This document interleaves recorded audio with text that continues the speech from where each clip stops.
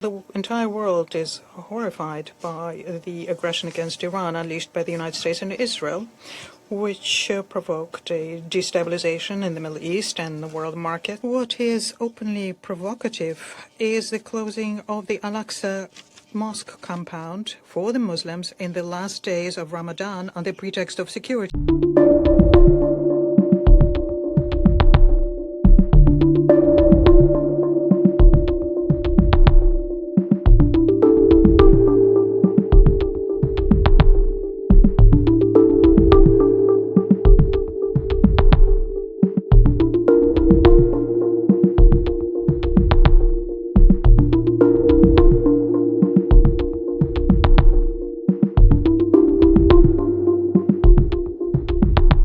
Well, the entire world is horrified by the aggression against Iran unleashed by the United States and Israel, which provoked a destabilization in the Middle East and the world markets.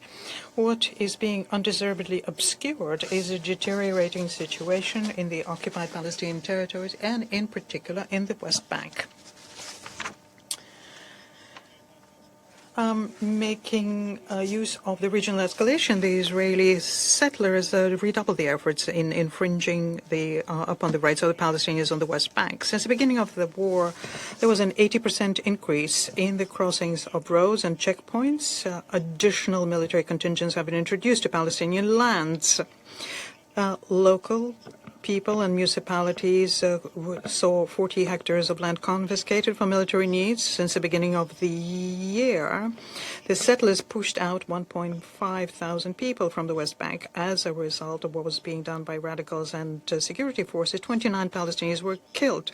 We're particularly concerned by the growing amount of weapons and weapon permits issued to the settlers on the West Bank and in East Jerusalem under the pretext of ensuring security. This leads to further escalation of the situation. Israel has increased the pace of settlement constructions and broadened the practice of the seizure of plots within the framework of the policy of creating irreversible facts on the ground. Unprecedented decisions were made as regards the construction of the E1 region and to review the legal status of the A area and B area in violation of the Oslo agreements, which were signed and ratified by Israel. As a result of this, as a result of the Israeli operation, the Iron Wall, more than 33,000 Palestinian refugees were evicted from the camps in Jenin, Tulkarm, and Nur Shams. Half of the buildings there were demolished, and this brings into question the return of the Palestinians there in future. What is openly provocative is the closing of the Al-Aqsa mosque compound for the Muslims in the last days of Ramadan on the pretext of security, and this became a new ordeal for the faithful. Also, the Church of the Holy Sepulchre is closed to the believers. We call on Israel to safeguard the historic and legal status of the holy sites in Jerusalem. Against this background, what we see is the hate speech blooming actively. The accounts related to radicals in social services call upon people not to miss the opportunity whilst the attention of the international community is diverted to Iran. The deputy mayor of Jerusalem, in a video clip against the background of a demolition of an UNRA building, directly calls for the murder of all agency staff, and he is using the pretext of his religious views for that. We categorically condemn such a statement and call on Israeli authorities to undertake all measures necessary to make sure that this does not happen again. Unfortunately, such statements are not an exception. It's just one of the examples of an aggressive and targeted campaign deployed by Israel against UNRWA. Since the 7th of October 2023, 391 UNRWA staff was killed. Agency buildings are being demolished. A law is passed aimed at closing UN schools and hospitals. There are electricity and water cuts.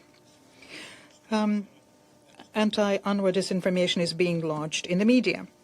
Despite all of that, UNRWA continues being the only body in providing comprehensive assistance to Palestinians and the occupied Palestinian territories and in the neighboring Arab states. The agency provides shelters for refugees, medical assistance, provides educational services, helps with basic necessities and food. The mandate of the agency is particularly important in the generally recognized international legal basis for the settlement of the Middle East, first and foremost in making sure that the Palestinians have their rights prior to their return. And we note that many of the agency staff paid the highest price during the years of the war in Gaza. We support the efforts by the leadership of UNRWA, including the outgoing Commissioner General Lazzarini, and call upon donors to continue extending whatever assistance they can to the agency, whose representatives in the recent briefing acknowledged that even the regional escalation is less of a factor for UNRWA, less than their worsening financial situation. Mr. President, at the same time, the Gaza Strip is once again on the brink of catastrophe.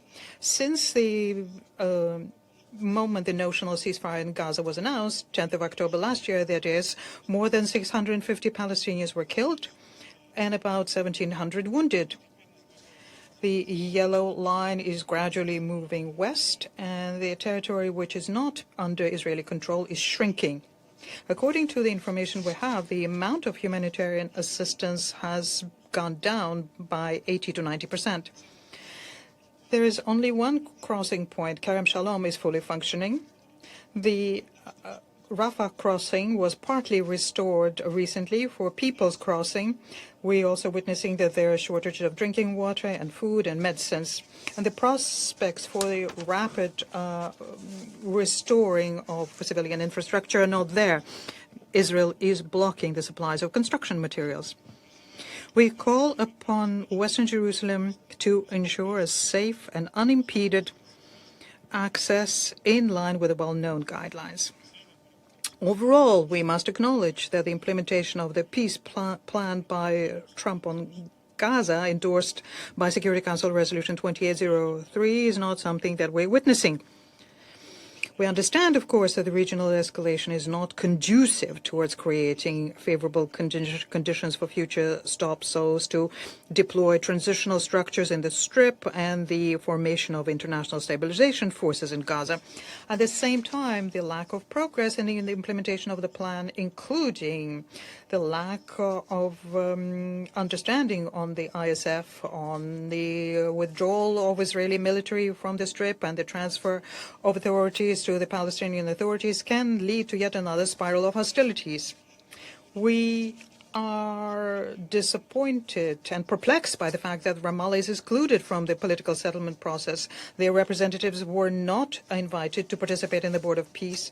Or we also wonder about steps against the Palestinian authorities, such as the withholding by Israel of the clearance revenues to the tune of $4.5 billion. All of this undermines American peace efforts. We call upon mediators to do everything they can so as to find a negotiated solution, the kind of solution that takes into account the interests of all parties. Mr. President, the position of Russia on the Palestine-Israeli settlement is of principled nature and is not subject to short-term changes. We advocate the resumption of the peace process on a generally recognized international legal basis, including the two-state solution, with the goal of creating an independent and viable state of Palestine within the 1967 border and the capital in East Jerusalem, coexisting in peace and security with Israel. As regards a regional escalation, here we call on parties to immediately cease hostilities. Russia is ready to assist in finding ways to resolve the current escalation and to do it via political and diplomatic means. I thank you.